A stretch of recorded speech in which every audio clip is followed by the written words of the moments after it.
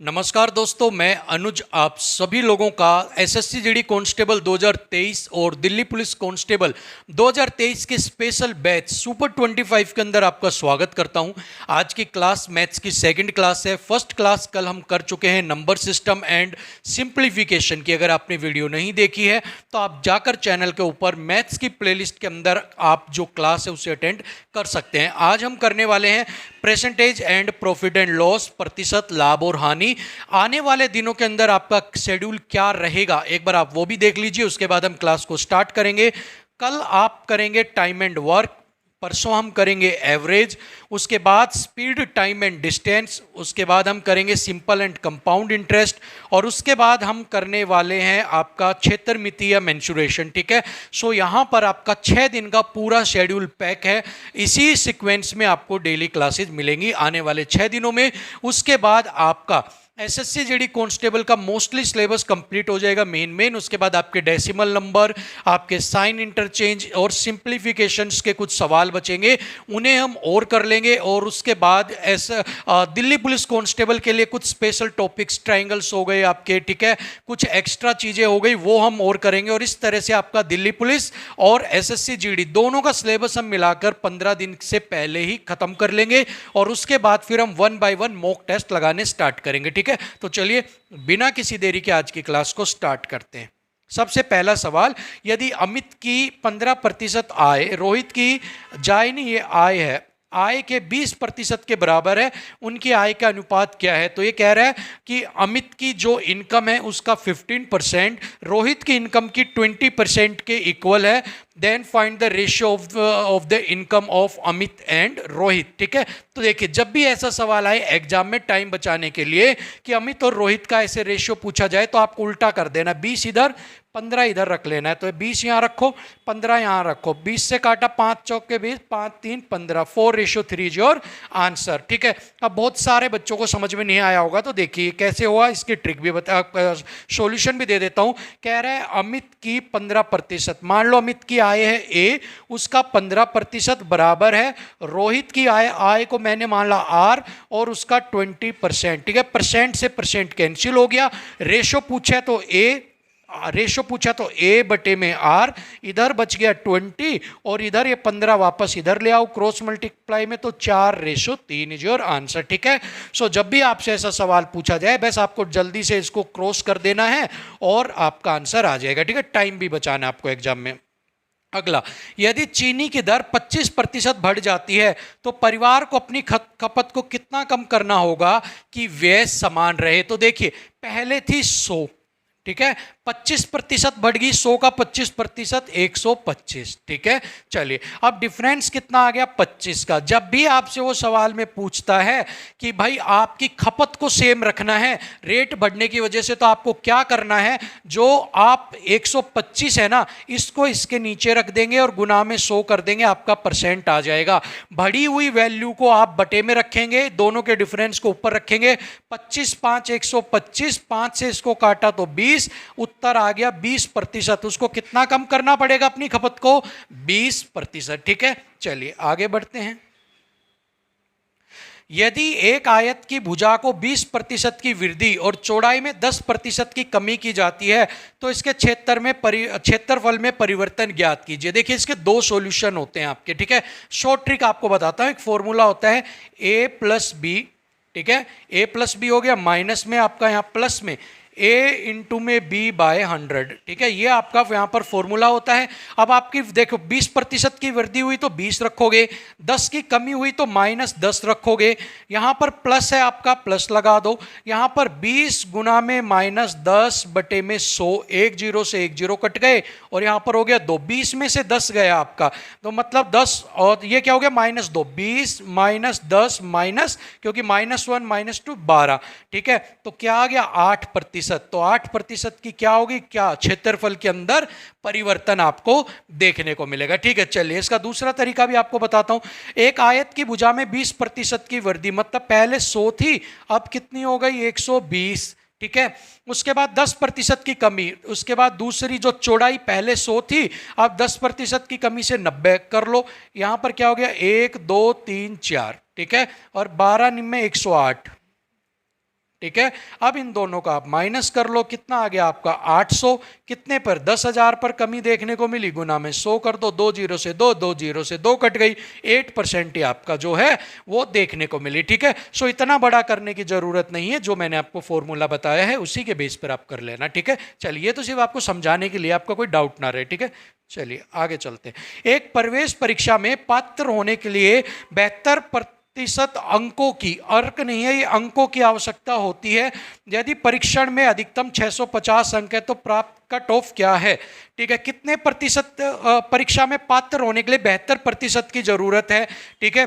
तो आपको अधिकतम 650 अंक है तो कट ऑफ कितनी जाएगी, तो मतलब 72% की वैल्यू आपसे पूछी है, तो आप 72% की वैल्यू डायरेक्ट यहाँ से निकाल सकते हैं कि आप निकाल लो यहाँ पर 650 गुणा में 72/100 आप यहाँ पर कर सकते हैं, काट लो 5 से 13 और यहाँ पर 2 से काटा, 2 तिया 6, 2 6 की 12, 36 और 13, ठीक है। 6 3 18, 3 तिया 9 और 6 15, 1 16, 3 एकम 3 और 1 4, 468 इज योर राइट आंसर, ठीक है। सो कट ऑफ क्या रहेगी, 72% आपकी 468 इज योर राइट आंसर, ठीक है।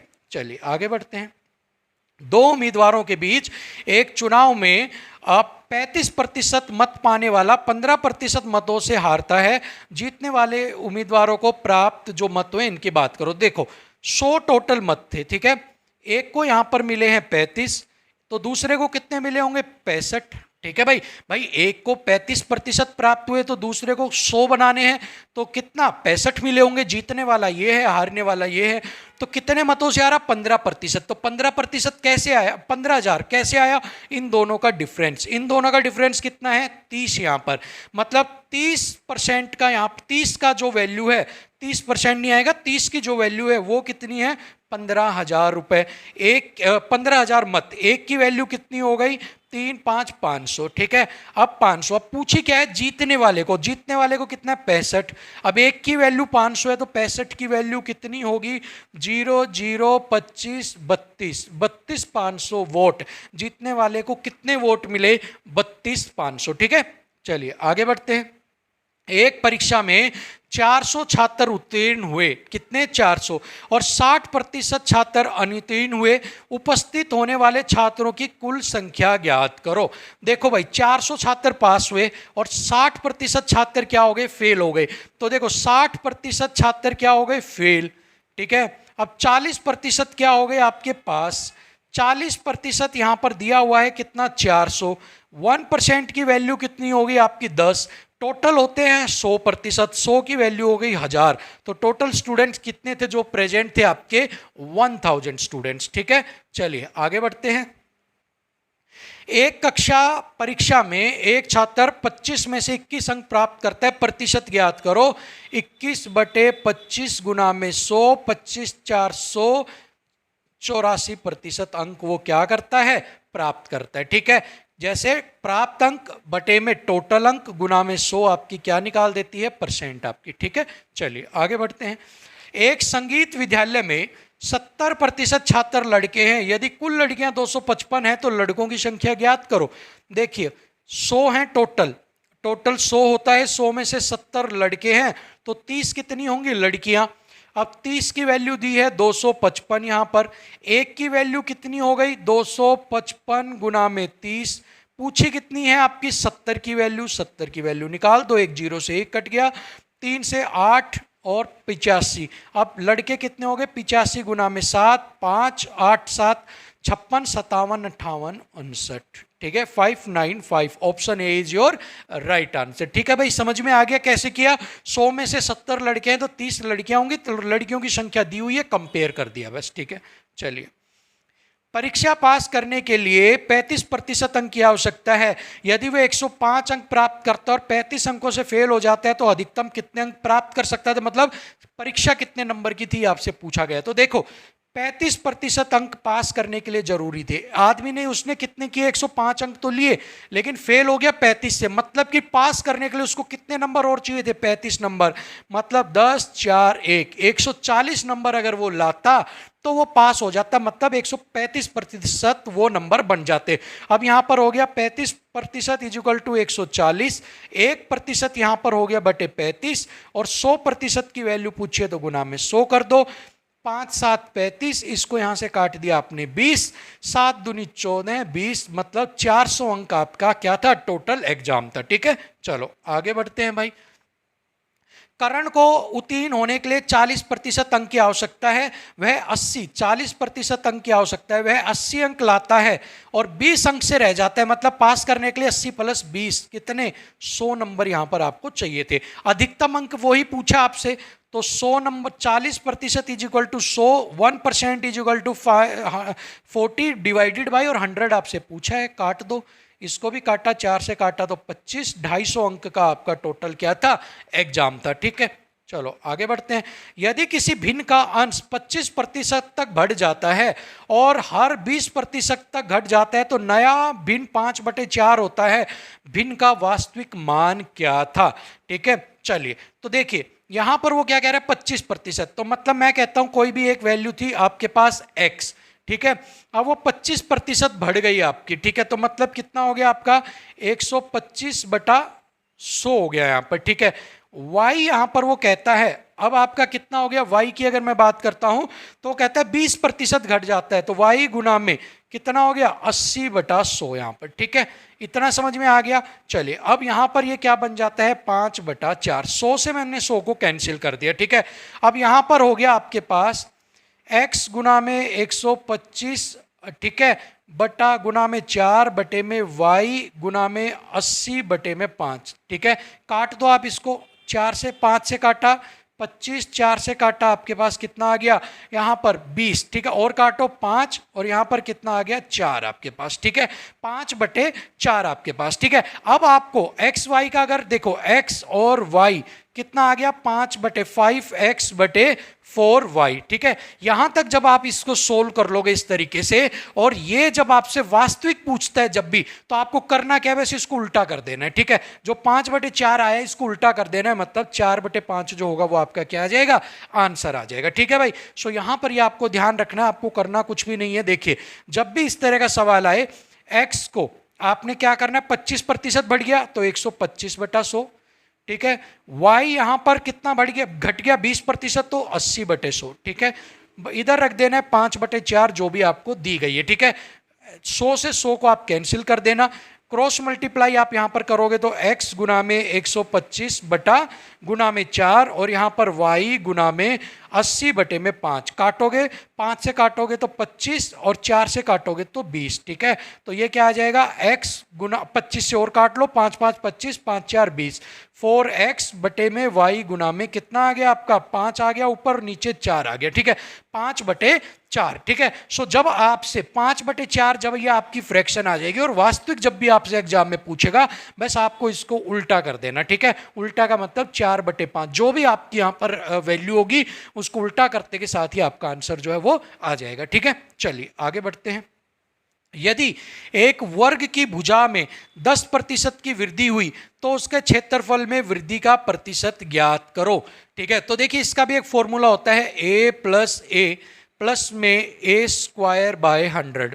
ठीक है, ये इसका फॉर्मूला होता है। a में कितना हो गया, 10 प्लस में 10, ठीक है, प्लस में 10 गुना में 10, क्योंकि 10 का स्क्वायर 100 होता है, बटे में 100, 2 0 से 2 कट गया, तो 20 प्लस में 1, मतलब 21% की क्या हो गई, आपकी वृद्धि हो गई। ठीक है, अब इसको मैं दूसरे तरीके से भी एक बार आपको बता देता हूं।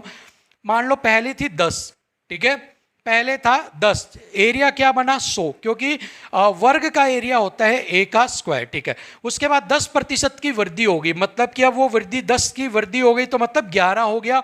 11 का स्क्वायर क्या होता है, 121, डिफरेंस कितना है 21, कितने पर 100 पर, गुना में 100, वही आ गया 21% आपका। ठीक है, सो आप फॉर्मूले से कर लीजिए या इससे कर लीजिए, आपकी मर्जी है, दोनों तरीके आपको मैंने यहाँ पर करवा दिए। ठीक है, चलो आगे बढ़ते हैं। किसी कक्षा की परीक्षा में एक छात्र को उत्तीर्ण होने के लिए 30% अंकों की जरूरत है। अमित 225 अंक प्राप्त करता है लेकिन 15 अंकों से फेल हो जाता है। वही हो गया 225 प्लस में 15 कितना हो गया 240।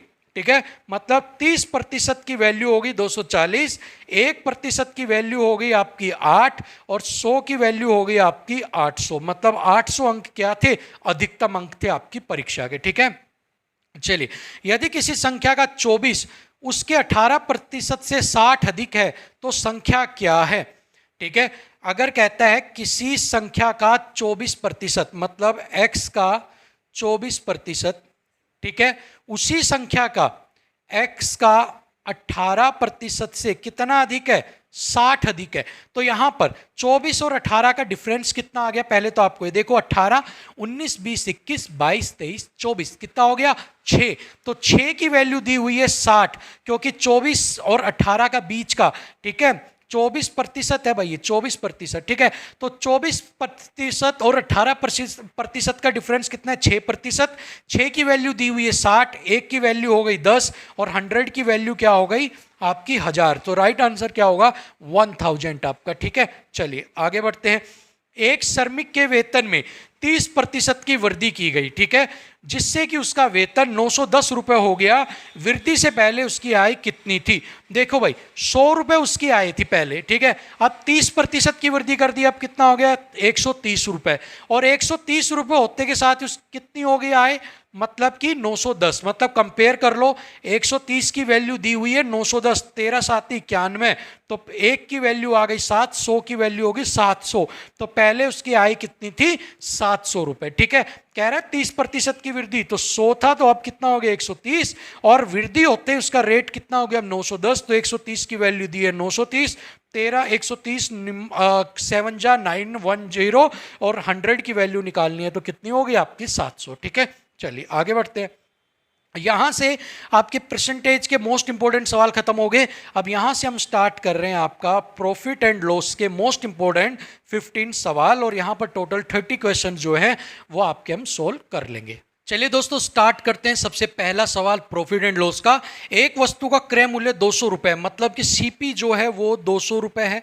ठीक है, उसके बाद यदि उससे 198 रुपए में बेचा जाता है, एसपी है 198 रुपीज, तो हानि प्रतिशत लॉस प्रतिशत जो है वो ज्ञात करना आपको। तो लॉस यहाँ पर हो गया 2 रुपए का, कितने पर हो गया 200 पर, गुना में 100 आप कर दोगे तो आपको 1% की क्या हो गई, हानि हो गई। Option B is the correct answer. ठीक है, चलिए, यदि एक रेन कोट का अंकित मूल्य 250 रुपए, मतलब मार्क प्राइस कितना है, अंकित मूल्य 250 रुपए, ठीक है, लेकिन उसे 225 रुपए में क्या किया जाता है, बेचा जाता है, तो उसका छूट प्रतिशत ज्ञात करो। बेचा कितने में जाता है, एसपी कितना है यहां पर 225 रुपए, डिफरेंस कितना आ रहा है 25 रुपए का। छूट प्रतिशत जब भी ज्ञात करनी होती है तो फॉर्मूला होता है छूट बटे में एमपी, या अंकित मूल्य गुना में 100। ठीक है, छूट कितनी है आपकी 25 डिवाइडेड बाय 250 गुना में 100 कर दो, 1 0 से 1, 25 से 25 कट गया, 10% की आपको यहां पर क्या दी गई है, छूट दी गई है। ठीक है, चलिए आगे बात करते हैं। यदि विक्रय मूल्य और क्रय मूल्य का अनुपात 7:5 है, 7:5 है, तो लाभ प्रतिशत ज्ञात करो। तो एसपी है 7, सीपी है आपका 5, तो यहां पर प्रॉफिट कितना हो रहा है 2 का, कितने पर हो रहा है 5 पर, तो 2 रुपए का फायदा 5 पर हुआ, 100 कर दो, 20 से कट गया, 40% का आपका क्या हो गया, यहां पर आपको लाभ हो गया। ठीक है, आगे बढ़ते हैं। ठीक है, रेशियो में आपको कुछ भी चेंज करने की जरूरत नहीं है, डायरेक्ट आप इन्हें माइनस करो। ठीक है, प्रॉफिट लॉस निकालो, और जैसे फॉर्मूला लगाते हो आप वही निकाल सकते हो। फॉर्मूला क्या होता है, प्रॉफिट परसेंट का सीपी, ठीक है, यहां पर हो गया आपका प्रॉफिट बाय सीपी गुना में 100, लाभ क्रय मूल्य गुना में 100। ठीक है, चलिए आगे बढ़ते हैं। 3 व्यक्तियों पी क्यू और आर ने 6:8:5 के अनुपात में निवेश करके एक व्यवसाय को शुरू किया।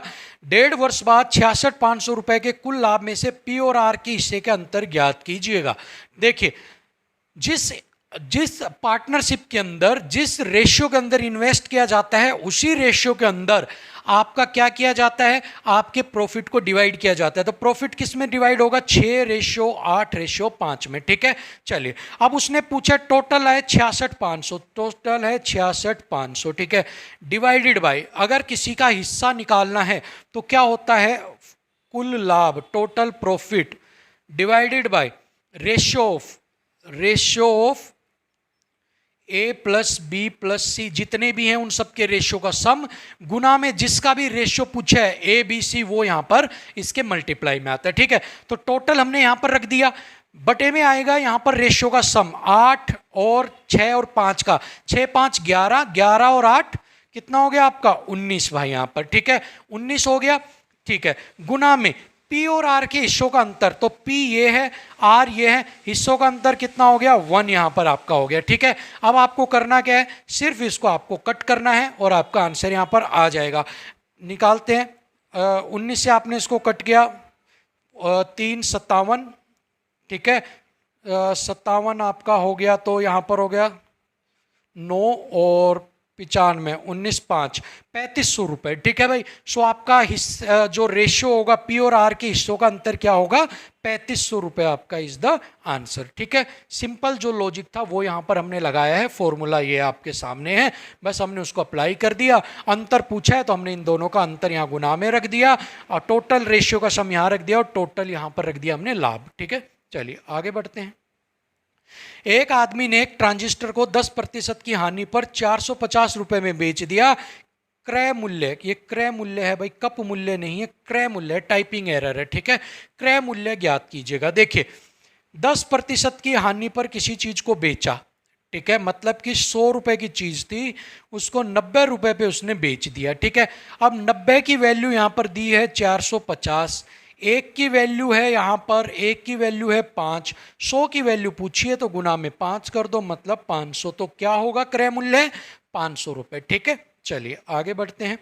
यदि किसी वस्तु का क्रय मूल्य उसके विक्रय मूल्य का 80% है तो लाभ ज्ञात कीजिए। तो विक्रय मूल्य मैंने माना 100, क्रय मूल्य उसका 80% है तो 100 का 80% 80, तो ये हो गया आपका सीपी क्रय मूल्य, ये हो गया आपका एसपी। फायदा हो रहा है 20 रुपए का, कितने पे हो रहा है 80 पर, गुना में 100 आप निकाल दो, 20 4 80, 4 से काटा 25, 25% का आपको क्या हो गया 25% का लाभ हो गया आपको। ठीक है, चलिए आगे बढ़ते हैं। ए और बी ने 80,000 और 50,000 रुपए के निवेश के साथ एक व्यवसाय को शुरू किया। वर्ष के जत में नहीं, ये वर्ष के अंत में व्यापार में कुल लाभ अनुपात में उनके बीच में विभाजित किया जाएगा। तो कह रहे हैं वर्ष के अंत में व्यापार का जो लाभ है वो कैसे विभाजित किया जाएगा। तो मैंने एक चीज बताई थी पीछे, जिस रेशियो में आप इन्वेस्ट करोगे पैसे, उसी रेशियो में आपका जो लाभ है वो क्या किया जाता है, डिवाइड किया जाता है। बताया था अमाउंट जितना इन्वेस्ट करोगे उसका रेशियो ही लाभ होता है। तो 80,000 50,000 निकालो, रेशियो 3, 4 0 से 4 कट गई, 8 रेशियो आपका कितना हो गया भाई 8:5। 80,000 50,000 के साथ वैसे वर्ष के अंत में 8:5 भाई। ठीक है भाई, यहाँ पर कुछ आपका टाइपिंग एरर है, ये 8:4 नहीं आएगा, ये 8:5 आएगा आपका। ठीक है, क्योंकि जब भी आपका टाइपिंग एरर है यहाँ पर 5 की जगह शायद 4 है, सो राइट आंसर आपका होगा 8:5, क्योंकि जिस इन्वेस्टमेंट आप जिस रेशियो में करोगे अमाउंट उसी रेशियो में आपका लाभ जो होता है वो क्या किया जाता है, डिवाइड किया जाता है। तो यहाँ पर 80,000 और यहां पर 50,000। ठीक है, 4 0 से 4 कट गई, तो 8:5 इज योर राइट आंसर। ठीक है, 8:5 है भाई, ये टाइपिंग एरर है थोड़ा बहुत। ठीक है, आज की जैसे जत कर रखा है वैसे ही कुछ एरर्स यहाँ पर आपको देखने को मिल रहे हैं, आप थोड़ा मैनेज कर लेना। ठीक है, चलिए कल से उसको हम ठीक करवा देंगे। 216 रुपए की एक टी शर्ट बेचकर एक दुकानदार को 4% की हानि होती है। 12% का लाभ प्राप्त करने के लिए उसको टी शर्ट कितने पर बेचनी चाहिए। तो देखिए यहाँ पर एक सिंपल सा मैं आपको तरीका बताता हूँ। 216 रुपए में एक शर्ट को बेचा, यहाँ पर दो तरीके हैं, या तो आप फॉर्मूला लगाओ SP गुना में 100 बटे में यहाँ पर आपने किया 100 minus loss is equal to CP। अब उसके बाद CP गुना में 100 प्लस में प्रॉफिट बटे में 100। ठीक है, ये सारा फॉर्मूला आप करो तो आप आंसर निकले, दोनों फॉर्मूले आपको अप्लाई करने पड़ेंगे क्योंकि आपको सीपी फाइंड आउट करना है, ठीक है। या फिर इसका शॉर्ट ट्रिक करते हैं अपन, ठीक है। 4% की हानि हुई है, मतलब 96 रुपए में, 100 की चीज को 96 रुपए में उसने बेचा, बटे में मैंने 100 कर दिया, ठीक है। 4% का एमएफ बना लिया, 96 बटे 100 आपका, ठीक है। 100 की चीज को 96 में, 100 रुपए की चीज को 96 में बेच दिया। दोबारा वो कह रहा है 12% का लाभ चाहिए, मतलब 112 रुपए चाहिए 100 के ऊपर, ठीक है। अब देखिए दोनों ही कंडीशन में सीपी आपका सेम रहेगा, सीपी चेंज नहीं हो सकता। यहां पर 100 है और यहां पर कितना है आपका, यहां भी 100 है। सो यहां पर 96 की वैल्यू आपको दी गई है 216, ठीक है। तो आप कर सकते हो 96 की वैल्यू दी है 216, एक की वैल्यू दी है 216/96 और आपको पूछिए 112 की 112, आप यहां पर कर सकते हैं, आंसर आपका आ जाएगा। किससे काटें इसको, यहां पर हम 8 से काटते हैं, 8 एकम 8, 8 दूनी 16, 12 और 8 दूनी 16, 17, 18, 19, 20, 21, 27 और यहां पर आप काट सकते हो 3 को 9 से, 4 से, यहां पर आप काट सकते हो 4 दूनी 8 और 6 8 चौक 32, 28, ठीक है। 28 गुना में 9, 2 7 9 दूनी 18, 25, ठीक है। 252 इज योर राइट आंसर, ठीक है भाई। कितने पर बेचना चाहिए उसको, 252 रुपए पे, ठीक है। सारा डायरेक्ट आपके सामने आ गया। इससे आपको फायदा क्या मिलेगा, आपको बार बार सीपी निकालने की जरूरत यहां पर नहीं पड़ी। हमने यहां पर कहीं भी सीपी को नहीं निकाला है, हमने डायरेक्ट ही क्या कर दिया है, हमने डायरेक्ट ही 112 को निकाल दिया, ठीक है, क्योंकि सीपी दोनों में सेम रहना है, ठीक है। चलिए ऐसे ही आप करना, टाइम बचेगा आपका। यदि अमित परफ्यूम को 40% की छूट पर बेचता है तो उसे 120 रुपए की हानि होती है। यदि क्रय मूल्य 360 है तो अंकित मूल्य ज्ञात करो, ठीक है। चलिए तो देखिए यहां पर क्या कहते हैं, 120 रुपए की हानि होती है, क्रय मूल्य 360 है। तो उसने उस चीज को देखो, 360 रुपए की चीज को उसने खरीदा, ठीक है। अब हानि हो गई तो मतलब इसने इस जितने में खरीदा उससे कम में बेचा, तो 120 से उसको गुना माइनस कर देंगे, 0 4 240, मतलब उसने उसको कितने में बेचा, 240 रुपए में, ठीक है। अब यहां पर वो क्या कह रहा है, देखिए क्या होता है, अंकित मूल्य, अंकित मूल्य गुना में आपका क्या होता है, गुना में आपकी होती है 100 माइनस में आपका डिस्काउंट और बटे में आपका 100 इज इक्वल टू क्या आता है आपका एसपी आ जाता है यहाँ पर, ठीक है। एसपी है 240, मतलब सेलिंग प्राइस है 240, क्रॉस मल्टीप्लाई किया 100, आपको अंकित मूल्य निकालना है 100 माइनस डी, मतलब हमने कितना रख लिया 60, क्योंकि 100 में से 40 गया, 60 काट लो, 6 से काटा तो 4 पे, मतलब कि 400 रुपए, ठीक है। सो अंकित मूल्य कितना हो गया आपका, 400 रुपए आपका अंकित मूल्य हो गया यहाँ पर, ठीक है। तो कितने रुपए का अंकित मूल्य हो गया, 400, ठीक है। चलिए आगे बढ़ते हैं।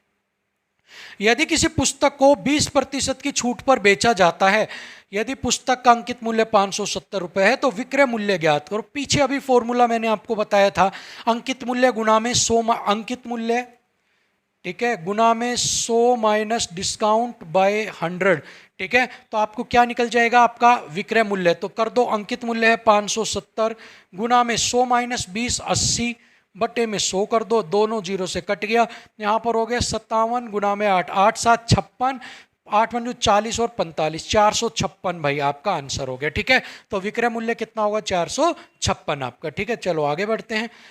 ए बी और सी 3 4 5 के अनुपात में क्या क्या धनराशि को निवेश किया, ठीक है।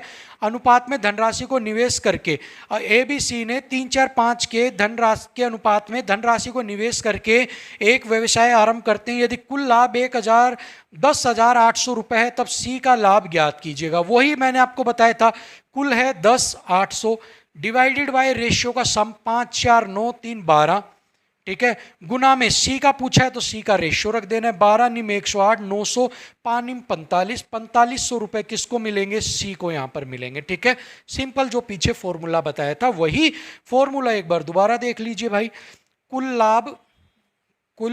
लाभ divided by sum of ratio, sum of ratio गुना में जिसका भी पूछा है आपसे, जिसका भी आपसे लाभ पूछा है, लाभ पूछा है ए बी सी में से उसका यहां पर, ठीक है।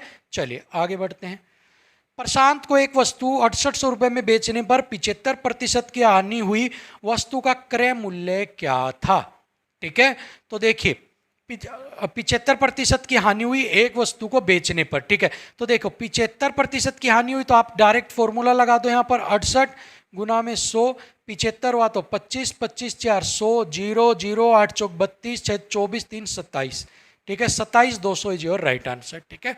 फॉर्मूला क्या लगाया है वो भी देख लीजिए, विक्रय मूल्य गुना में 100 डिवाइडेड बाय 100 माइनस में हानि, 100 माइनस में हानि, ये फॉर्मूला लगाकर हमने आंसर निकाल दिया 27 200, ठीक है। दूसरे तरीके से अगर आपको ये करना है तो आप 75 मतलब 100 रुपए पर आपको 75 की हानि हुई तो मतलब कितने रुपए में उसको बेचा, 25 रुपए में, ठीक है। तो आप डायरेक्ट 25 की वैल्यू यहाँ पर दी हुई है 6800, ठीक है। तो यहाँ पर एक की वैल्यू हो गई 25 और 100 की वैल्यू आपसे पूछिए तो डायरेक्ट भी आप निकाल सकते हो 25 4 100, और वो भी आप करोगे तो आपके सामने वही आ जाएगा, ठीक है भाई। चलें आगे बढ़ते हैं। ए एक वस्तु को अंकित मूल्य के 20% की छूट पर बेचता है। यदि अंकित मूल्य 1200 रुपये है तो विक्रय मूल्य, क्या गुल्प नहीं, विक्रय मूल्य, भाई टाइपिंग एरर बहुत कर रखी है तुम सभी लोगों ने, ठीक है।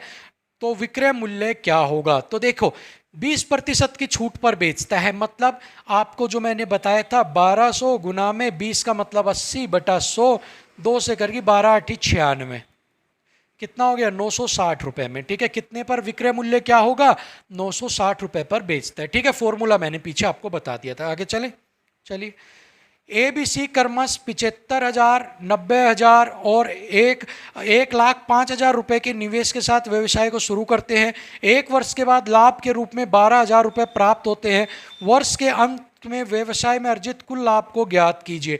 वर्ष के बाद में लाभ के रूप में 12,000 रुपये प्राप्त होते हैं।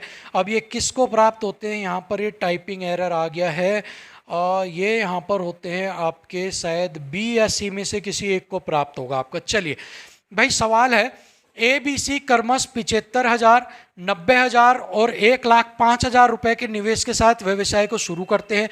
एक वर्ष के बाद लाभ के रूप में 12,000 रुपए प्राप्त होते हैं। किसको, यहाँ पर बी या सी में से किसी एक को प्राप्त होते हैं, ठीक है। वर्ष के अंत में टोटल लाभ आपसे पूछा है, तो चलिए एक बार हम देख लेते हैं कैसे करेंगे। तो सबसे पहले 75,000, यहाँ पर 90,000 और 105,000। तो मैंने बताया था जिस अमाउंट में आप रुपए इन्वेस्ट करोगे उसमें लाभ बटेगा, तो 30,30,30 कट गई। अब यहाँ से 15 5 75, 15 6 90 और 15 7 5 6 7 का जो रेशियो है वो यहाँ पर क्या हो गया आपका आ गया, ठीक है। अब वो कहता है 12,000 मतलब एक्स टोटल आपसे पूछा है गुना में, यहाँ पर एक वैल्यू रही होगी ए या बी या सी में से किसी की, डिवाइडेड बाय टोटल रेशियो रहा होगा आपका 6 5 11 11 और 7 18 हो गया, और इधर आपकी रही होगी 12,000, तब आपकी यहाँ पर आई होगी, ठीक है। क्योंकि मैंने बताया था कुल लाभ डिवाइडेड बाय रेशियो का सम, और जिसका भी पूछा है वो करेंगे। तो यहाँ पर हमारा टाइपिंग एरर है बी या सी में, हम दोनों एक बार यहाँ पर पुट करके देखेंगे कि भाई पुट करने के बाद किसका यहाँ पर आता है, ठीक है। चलिए एक बार हम यहाँ पर देख लेते हैं पुट करने के बाद। तो x गुना में हम पुट करते हैं सबसे पहले b, 6/18 इज इक्वल टू 12,000, ठीक है। गुणा में 18 क्रॉस मल्टीप्लाई कर दी, 6 6 दूनी 12, 18 दूनी 36, 36,000 रुपये यहाँ पर हमारा सही आ गया। और यहाँ पर 36,000 का मतलब है कि यहाँ पर जो टाइपिंग एरर था वो किसका था, बी को कितने रुपए मिले थे, 12,000 रुपये यहाँ पर मिले थे, और बी के बाद टोटल लाभ पूछा था तो टोटल लाभ हो गया 36,000 रुपये, आंसर मैच कर गया। सो यहाँ पर आंसर आपका क्या होगा, सवाल बी को मिले 12,000 रुपये तो आपको टोटल लाभ बताना था, टोटल लाभ है 36, ठीक है। चलिए आगे बढ़ते हैं। एक कुर्सी को 360 रुपए में बेचने पर दुकानदार को क्रय मूल्य के 10% के बराबर हानि होती है। यदि वैसे 420 रुपए में बेचता तो लाभ प्रतिशत ज्ञात करो, ठीक है। सिंपल है भाई, 10% के बराबर 100 की चीज को उसने 90 में बेच दिया, ठीक है। 90 की वैल्यू दी हुई है 360, ठीक है। एक की वैल्यू है 400 की वैल्यू है 400, बेचना है 420 में, प्रॉफिट है 20 का, 20/400, 20 से काट दिया, कितना आ गया आपके पास 20 गुना में 100, 20 से काटा 5% का उसको क्या होगा यहाँ पर लाभ होगा, ठीक है। कैसे किया एक बार दोबारा से देख लीजिए। कह रहे 360 रुपए की कोई चीज को बेचा तो उसको 10% की हानि, मतलब मैं कहता हूं 100 की चीज को 10% 90 पे बेच दिया। 90 की वैल्यू दी हुई है 360, कंपेयर कर दिया 9 4 36, एक की वैल्यू 4 है तो 100 की वैल्यू कितनी होगी 400। कह रहा है कितने में बेचना है 420 में, 400 की चीज को 420 में बेचना है, फायदा 20 रुपए का। किस पे निकालते हैं, क्रय मूल्य पे, गुना में 100, 2 जीरो से 2 जीरो कट गया, 4 से काटा, 4 5 20, 5% का उसको क्या होगा, लाभ यहां पर होगा। ठीक है भाई, सो यहां पर टोटल आपका हो गया 5%। So the end, do like share and subscribe, share the video and subscribe the channel. ठीक है, तो भाई मोस्ट इंपोर्टेंट 30 सवाल आपके मैंने यहां पर करवा दिए हैं परसेंटेज के और प्रॉफिट लॉस के। अब देखिए यहां पर आपकी डिजिट चेंज हो जाएगी, डिजिट चेंज हो जाएगी। ठीक है, डिजिट के बाद आपकी यहां पर थोड़ा सा आपका जो हार्ड लेवल है वो बढ़ जाएगा, लेकिन जो कॉन्सेप्ट मैंने आपको करवाए हैं ना, ये कॉन्सेप्ट आपके चेंज नहीं होंगे। आज ही मॉक टेस्ट लगा लेना, चाहिए आप टेक्स्ट बुक का सबसे जबरदस्त मानते हो कि टेक्स्ट बुक सबसे हार्ड देता है, एसएससी जीडी वाले चले जाना, ठीक है, दिल्ली पुलिस वाले चले जाना, टेक्स्ट बुक का मॉक टेस्ट लगा लेना। इस वाले जो ये आपके पास मैंने कॉन्सेप्ट करवाए हैं, एक भी सवाल आपका नहीं अटकेगा। ठीक है, चलिए आप पूरी क्लास अटेंड कीजिए, आप जीके की रीजनिंग भी करवाएंगे, आपको हिंदी भी करवाएंगे, मैथ्स भी करवाएंगे।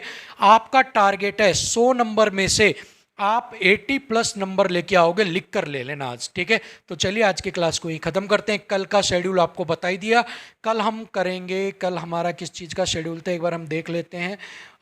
कल हमारा शेड्यूल था आपका, आज हो गया प्रॉफिट लॉस का हो गया। ठीक है, कल हम टाइम एंड वर्क को, ठीक है, सो कल टाइम एंड वर्क के साथ आपसे मिलेंगे। तब तक के लिए थैंक यू सो मच, नमस्कार।